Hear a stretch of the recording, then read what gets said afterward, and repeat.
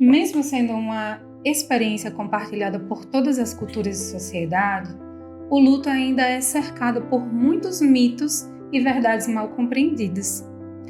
Alguns desses mitos, inclusive, podem acabar influenciando de maneira negativa a maneira como as pessoas vivenciam e apoiam outras em luto. É nessas horas que percebemos a necessidade de compreensão mais abrangente e empática sobre esse processo. Você já parou para pensar qual o impacto dessas crenças na forma como vivemos o luto? Ou como essas ideias preconcebidas costumam moldar nossas experiências e interações nesses momentos tão delicados? Hoje, queremos te convidar a se juntar a nós nessa jornada reflexiva, onde buscaremos desvendar e esclarecer alguns desses mitos e verdades sobre o luto. Fique conosco, aqui o Cuidado faz morada. Olá, eu sou Simone Lira, psicóloga especialista em luto, e hoje estarei aqui com você em mais um episódio do podcast Morada do Cuidado.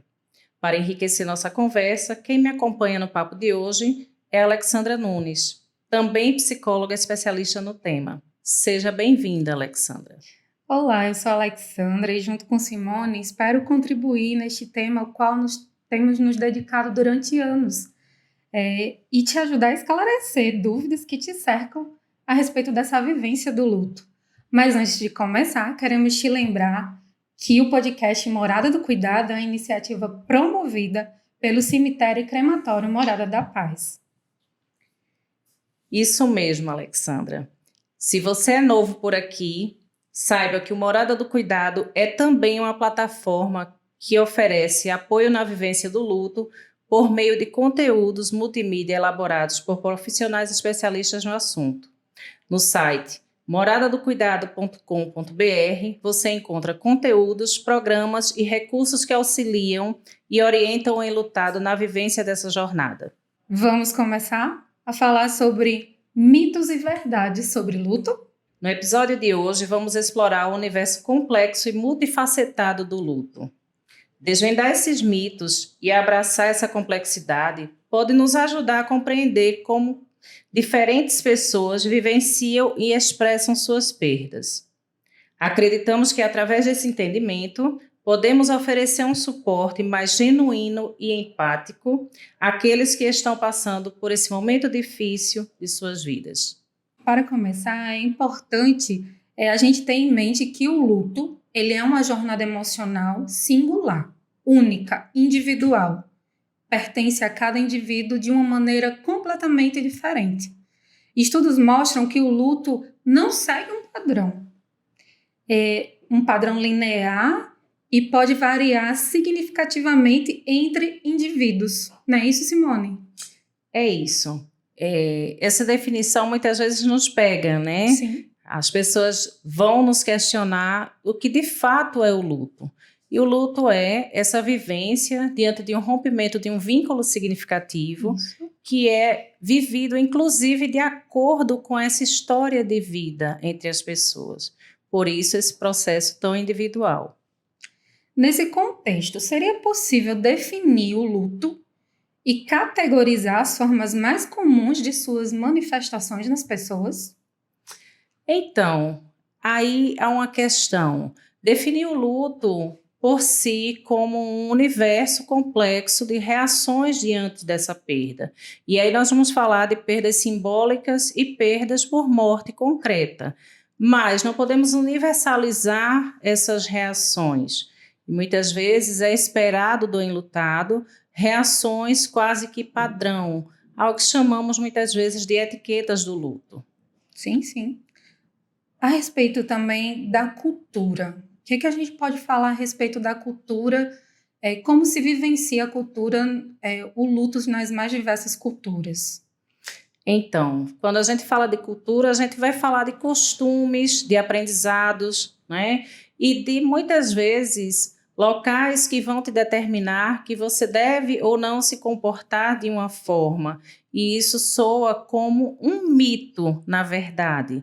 Por ser um processo individual, ainda que a cultura vai te orientar, digamos assim, nesse sentir diante do processo, cada ser humano é um universo complexo de vivências e experiências. Então, a gente pode dizer que a cultura influencia, mas não é tão determinante na vivência desse processo. Ainda assim, é possível que seja vivenciado de forma única. Pensando nisso, a gente pode pensar também a respeito dos mitos que cercam o processo, né, de luto, essa jornada emocional e individual de cada pessoa, como a ideia de que deve ser superado, né? É um dos mitos que a gente mais ouve falar a respeito do luto, que ele precisa ser superado rapidamente, que aquela pessoa precisa seguir em frente, né? E esquecer aquele ente querido, enfim, a gente ouve muitas coisas a respeito disso. Esses mitos, eles podem adicionar uma camada de sofrimento, né, no processo de cada pessoa. É importante, Ale, que a gente traga também a questão do superar como algo a se questionar, né? O que seria superar algo? Se a gente fala de luto enquanto uma história biográfica e história de amor entre as pessoas que tiveram esse vínculo e permanecem com esse vínculo, por que superar? Será que se a gente tivesse um livro de nossa história biográfica, nós teríamos que arrancar essa página para superar isso? E aí, mais um mito que a gente se depara e traz um processo de culpa a mais. Alguém que te diz assim, nossa, mas há X tempo você está vivenciando isso, você ainda não superou? E a pessoa pode se considerar, inclusive, imatura ou incapaz emocionalmente por estar sendo questionado. E não, o luto é um processo a ser vivenciado. É permitido que você o vivencie dentro daquilo que é possível para você. Então, não há o que superar. Há, sim, uma oscilação dentro desse processo para que a gente possa retornar e reestabelecer a nossa orientação para a vida. E aí, retornando à nossa rotina, reaprendendo a viver nesse mundo que é diferente para a gente. Diferente porque ali não há presença física mais do nosso ente querido. Então, a gente vai reaprender, né? E eu costumo utilizar aqui, reaprender, inclusive, quando a gente fala em uma criança que está aprendendo a andar. Essa criança, o bebê, ele vai rastejar, ele vai engatinhar, ele vai se apoiar, vai caminhar, vai correr e ainda assim muitas vezes ele vai cair. E ok, faz parte do processo. Então a vivência do luto é mais ou menos dessa forma, né?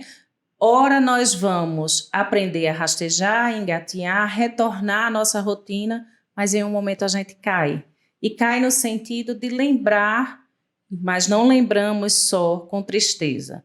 Outro mito é que o processo de luto ele é vivenciado apenas na dor. E não, ele é vivenciado com toda a presença das memórias desse amor que foi construído no vínculo. Outro mito bastante polêmico é de que o luto ele tem um prazo determinado, que ele tem um fim. Passou daquele prazo determinado pelo senso comum, já não é mais normal, já não é mais aceitável que aquela pessoa chore, que aquela pessoa sofra. E a gente vê muito isso na nossa prática profissional. As pessoas chegarem com essas queixas de que será que eu estou doente? Será que eu estou depressiva? O que está acontecendo comigo? Porque já faz tanto tempo que meu ente querido partiu e ainda estou aqui nesse contexto de sofrimento. Não é isso, Simone? E aí você traz à tona algo que também é cultural, Sim. né? Em nossa cultura, principalmente atualmente, a gente está acostumado a ser exigido por modos de beleza e temos que estar sorrindo sempre. Não há espaço para tristeza, mas a tristeza faz parte da nossa existência. Qual ser humano que não passa por crises que vão deixar triste? Então, saber diferenciar o que é oscilação nesse processo de luto, entendendo como um processo que a gente vai esperar que oscile entre orientações para essa tristeza, esse pesar, esse olhar para a perda e em alguns momentos uma orientação para a restauração da vida. E aí sim, é oscilar, não há um fim, até porque nosso ente querido ele não retorna fisicamente. Então, nós vamos ser eternamente enlutados, porém, algumas reações vão nos chamar a atenção. Então, nesse mito aí, a gente tem que ter um pouco de cuidado entre nem tanto, nem tão pouco. E se você percebe que alguém da sua família que perde um enlutado, um amigo, teve uma alteração brusca e não consegue retornar à rotina, aí a gente já não está falando de superação, nem está falando apenas de mito. A gente está falando de algo que chama atenção para o pedido de uma ajuda profissional, né? E aí a necessidade desse profissional ser especialista em luto para que esse olhar seja empático e cuidadoso. Uma outra dor muito comum que a gente encontra no atendimento com pessoas enlutadas é a questão do luto não validado, luto não reconhecido. Por exemplo, como o luto da perda de um animal, de estimação ou por um relacionamento não tradicional, pode ser tão intenso quanto qualquer outra forma de luto. Diante disso, como devemos abordar e validar essas experiências? Então, vamos dizer, né, e é importante para quem esteja nos assistindo, que olhar para o processo do outro requer, primeiramente, respeito a esse processo. Ainda que você tenha vivenciado algum processo de luto, e nós vivenciamos vários processos de luto em nossa existência, mas cada um vai sentir a sua maneira. Então, se esse outro, a princípio, tem aí, ou teve, uma relação não tradicional, como você traz, ok, a relação existe, existe amor e o processo de luto está instalado. E a gente respeita. E é uma dor que, embora eu concorde ou não concorde com algo, ela está presente. Então, acolher e validar, reconhecer que ali é um processo de luto.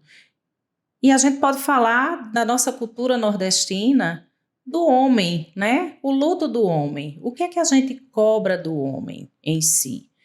Cobra que ele seja homem. Homem não chora. Que seja forte. Seja forte. Então, a gente ouve muito sobre isso. E isso também é um luto não validado. Às vezes, você vai ter um casal que perde um bebê.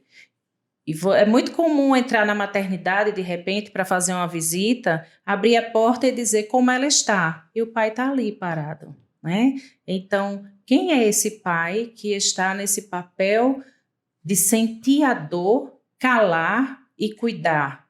E o que é que a gente faz com a dor quando ela não é expressada? Nosso corpo vai expressar de alguma forma. Então, o processo do luto não reconhecido, além de tudo, ele é um potencial fator complicador para as pessoas, possibilitando até adoecimentos. É importante que a gente lembre de uma palavra crucial no processo de luto e no processo do viver, né? Respeito. Respeito aos processos e à dor do outro. Isso mesmo, Simone. Existem várias abordagens terapêuticas diferentes hoje em dia, né, como terapias do aconselhamento, terapia cognitivo-comportamental para pessoas enlutadas, enfim, existem várias possibilidades que nos apresentada, né, apresentadas diante dos estudos científicos a respeito do luto, né, várias novidades que estão chegando aí a respeito desses estudos, né, para que a gente possa ofertar esse cuidado para essas pessoas enlutadas.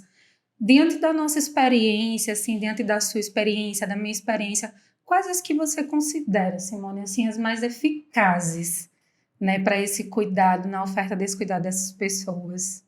Não à toa, aqui o Morada faz cuidado, né? E o cuidado faz morada. Por quê? Esse cuidado talvez seja o de maior eficácia.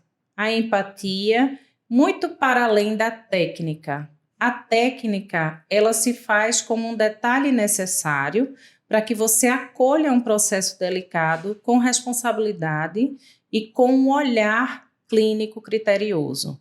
Mas talvez a abordagem, né, as possibilidades terapêuticas, elas devem ser de acordo com o que o enlutado se identifica, que isso também é um ponto, né? Precisou de uma ajuda profissional, esteve lá e de repente não gostou, não acha que é daquela forma que está ajudando, muda, né? Muda e entender também que não é só a psicologia que vai dar conta. Às vezes outras atividades terapêuticas Sim. e arte terapêuticas vão Sim. ajudar. Então, a escuta é um potencial diante desse processo e permitir que o enlutado ele se expresse dentro do que é ajuda para ele, não a partir do nosso referencial, né? Muitas vezes a gente vai pensar, nossa, mas eu fiz uma viagem quando perdi um ente querido e foi tão bom para mim, então sugiro uma viagem para fulano? Ok, foi bom para você. Talvez para fulano seja ou não. Fulano precisa se posicionar e a gente precisa permitir que ele se posicione, inclusive dizendo a maior ajuda nesse momento é me deixar quietinho aqui no meu canto. Desmistificar o luto é importante para lidar com ele de maneira saudável. Mitos podem levar a experiências irrealistas e aumentar o sofrimento. Como desmistificar esses equívocos? Então, acho que a gente volta um pouquinho, né? Quais as possibilidades de vivência de luto de forma irrealista? Né? O que seria vivenciar o luto de forma irrealista? Talvez trazer para você uma vivência que não é sua, né? Olhar para essa vivência como algo que tem que obedecer a padrões. Sim. Em sua prática, e aí a gente pode falar sobre diferença de cultura, né? Porque eu atuo em Pernambuco, na Paraíba, você está mais aqui no Rio Grande do Norte. O que é que você sente de diferença, né, nessa vivência? O que é que pode trazer para uma vivência de luto que não é a minha? Eu estou vivenciando da forma que estão dizendo, talvez, que eu vivencie. Qual a sua experiência, assim? Uma coisa que me chama muita atenção hoje em dia na vivência do luto é a questão da tecnologia, né? Da tecnologia, o acesso às redes sociais e, de certa forma, as pessoas que influenciam, né? Os influenciadores digitais, né? De certa forma, quando compartilham suas experiências, né, e tornam essas experiências compartilhadas em suas redes como se fossem padrões de vivência, né? Isso me deixa um pouco incomodada, porque as pessoas acreditam que aquele tipo de vivência acaba sendo uma verdade absoluta. Eu preciso vivenciar dessa forma, a maneira como fulaninho está colocando aqui na sua rede social, porque está sendo bom para ele, está sendo saudável para ele, ele está superando, entra aí o mito do superar, ele está superando esse luto, olha só como é que ele está, né? E, na verdade, a rede social é uma vida, são recortes, né, de uma vivência. Nem sempre são verdades absolutas de algo que é vivenciado, né? A gente coloca ali na rede social algo que a gente coloca que acha interessante colocar. Um recorte da nossa vida que, poxa, eu vou compartilhar isso aqui, né? E muita gente se deixa influenciar por isso e acaba absorvendo de uma certa forma e trazendo para a sua vida, para a sua vivência enquanto enlutado, essas experiências, esses recortes de vida, né? E muita gente chega, às vezes, no consultório colocando isso. Será que eu não vou conseguir superar essa fase? Será que eu não vou passar dessa fase? Eu vi fulano que compartilhou isso e isso da vida dele, ele já está assim. E eu? Como que eu faço?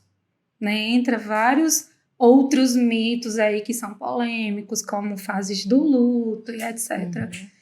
Importante trazer isso em relação à tecnologia, porque o Morada do Cuidado ele já vem utilizando a tecnologia a nosso favor, Sim. né? A favor no sentido de trabalhar com questões importantes como educação para a morte, que é algo que a gente não ouve nem falar e nos soa estranho culturalmente. Educação para a morte, o que é isso?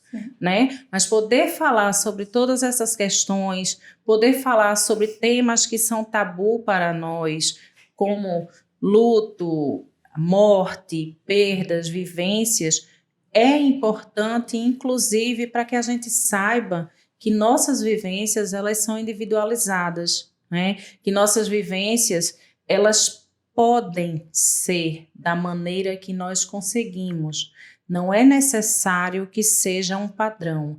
E cada vez que a gente fala sobre isso, a gente está permitindo que a pessoa se expresse da maneira que é importante para ela, né? Então, Morada do Cuidado como uma plataforma que vem nessa desconstrução e construção de uma educação para a morte, para que a gente possa, quem sabe futuramente, modificar culturalmente tudo isso que a gente vivencia. Sim. E que causam processos tão dolorosos que a gente recebe no consultório, recebe nos nossos grupos, enfim. Muitas vezes processos que já são delicados e dolorosos sendo sobrepostos porque existem questões de invalidação, existem questões de não aceitação e muitas vezes a dificuldade de se reconhecer enquanto enlutado. Muitas vezes a gente acompanha casos de pessoas que não aceitam estar enlutados, muito nesse processo do mito, de que é tão exigido que seja superado e vida que segue, e aí a gente fala dos viúvos, das viúvas, o quanto é cobrado de, nossa, já faz tanto tempo, já tá bom de você arrumar outra pessoa. E não é assim, né? Isso, para além de invalidar esse processo doloroso, invalida, inclusive, toda a história de vida que você teve. Então, esse processo de educação para a morte, ele é extremamente necessário em todo esse contexto para ajudar nesses mitos e nessas exigências que podem potencializar o sofrimento. Isso mesmo, Simone. Eu trago o recorte do lado ruim da tecnologia, mas também tem um lado positivo. Tem pessoas que usam as suas redes sociais, né, a tecnologia, para vivenciar, para facilitar. Tem pessoas que têm diários, né, que compartilham lembranças, e isso acaba sendo extremamente positivo. Né? Isso acaba sendo extremamente positivo para suas experiências, enfim, influenciando também de forma positiva as pessoas que estão ali acompanhando esse processo. Quando você traz a questão das famosas fases do luto, né? O quanto isso é nocivo no nosso dia a dia, que é exatamente o que você traz. Eu vou ali, sei lá, numa busca na internet e encontro que existem fases que eu tenho que vivenciar e essas fases vão passar e ok, tá resolvido. Como se fosse um passe de mágica. Uhum. E não, às vezes eu vou chegar e vou dizer, Alexandra, eu não consigo passar da fase 3. Né? O quanto isso é danoso, porque a gente volta para a questão de incompetência emocional. Além de estar enlutado, estou sendo exigido pelas pessoas de um retorno ao mundo que não faz nem sentido naquele momento para mim. Além disso, eu me sinto preso, ou então, às vezes, comentários do tipo, eu não passei pela fase 2, eu estou na fase tal. E não é isso, a gente não olha mais para o luto. Na verdade, isso é um equívoco teórico, né? Uhum. Mas isso faz parte do psicologuês, digamos assim. Mas a gente não olha para o processo de luto mais nesse sentido, né? Olhar como um processo que oscila e que pode, sim, ser vivenciado à sua maneira. Lógico, tendo cuidado com processos em que já há adoecimentos de base e precisam ser cuidados, precisam estar cuidados, inclusive, e pensar como a educação para a morte ela é uma prevenção também, né, em processos dolorosos, em processos de crise que são vivenciados, mas que é possível, sim, que você vivencie o luto à sua maneira, porque ele faz parte da sua história. Isso mesmo. A sua maneira, eu acho que é a palavra-chave de tudo isso. Pensar em si, pensar no seu processo, pensar no seu limite, pensar no seu emocional, né? E quando você percebe que não vai dar conta, desse processo sozinho, buscar ajuda de um profissional especializado, de alguém que possa te dar a mão, que possa te acolher, que possa te compreender diante do seu processo. E aí a gente fala um pouco do chá da saudade, né? O nosso chá, o quanto ele traz essa assistência em grupo, à medida em que as pessoas podem falar sobre os seus processos, né? O chá da saudade enquanto um grupo que acolhe os nossos clientes enlutados, as pessoas enlutadas que aqui chegam, e aí elas partilham e vivenciam, e muitas vezes a gente ouve, aqui é o único lugar que após X tempo eu ainda me sinto à vontade de falar sobre o meu processo. Que eu não vou ser julgada no meu processo. Escuto muito isso. E os sentimentos, né, que são validados. E aí sobra um ônus para a gente na psicologia do luto de sermos as psicólogas que muitas vezes fazem chorar. Veja, até esse título a gente vivencia. Por quê? Porque chorar parece que é um crime hoje em dia. Não. Essa oscilação, ela faz parte da nossa existência. Ora a gente está muito bem, ora a gente está um pouco mexido, mobilizado com alguma coisa, e isso faz parte. Quando há linearidade na vida é porque não há mais vida. Uma das frases que eu mais escuto no Chá da Saudade é: aqui eu posso chorar sem ser julgado. Aqui eu tenho a liberdade de falar da minha saudade. E quanto isso é denso. Né? Se a gente for parar para pensar no emocional daquela pessoa, no sofrimento daquela pessoa, né? E o chá da saudade é essa possibilidade, esse momento do chá, essa possibilidade dessa pessoa ter essa dor acolhida, como elas próprias falam pra gente, sem julgamento, né? Sem peso. E denso, a gente deixa uma reflexão. Falar sobre luto e sobre processo de luto fala de uma falha no acolhimento social, né? Deveria chegar até a gente em terceira instância, um cuidado terciário, mas tudo isso é atropelado porque muitas vezes não vai haver o acolhimento social, o acolhimento por parte dos amigos, né? Cumprindo apenas aqueles protocolos de rituais. E depois a gente ouve muito das pessoas enlutadas. É um processo solitário, né? Então, pensar sobre isso. O que é que a gente está fazendo quando a gente olha, percebe que alguém está vivenciando um processo doloroso? Em que posição eu estou? Eu estou julgando ou eu estou acolhendo? Eu acho que essa é uma reflexão válida para a gente pensar, né? O podcast do Morada está chegando ao fim. Eu gostaria de agradecer a parceria, né, de Alexandra por estar aqui nesse contexto, vivenciando com a gente toda essa jornada de acompanhamento em processos de luto. Eu que agradeço estar aqui compartilhando esse momento com você, Simone, estar compartilhando essa jornada com você, né, poder escutar de você, poder contribuir também para as pessoas com alguma fala, alguma experiência. Eu acho que esse momento é muito importante. E para encerrar, gostaríamos de lembrar vocês que o Morada do Cuidado é também uma plataforma gratuita com conteúdos especializados em luto. Basta acessar moradadocuidado.com.br e realizar o seu cadastro. E não esqueça, siga o Morada da Paz nas redes sociais. Estamos sempre compartilhando conteúdos no YouTube, no Facebook e Instagram, falando sobre luto e saudade. Se você gostou do nosso podcast, faça sua avaliação. Deixe seu comentário. Se achar que ele pode ajudar alguém, compartilhe. Até a próxima!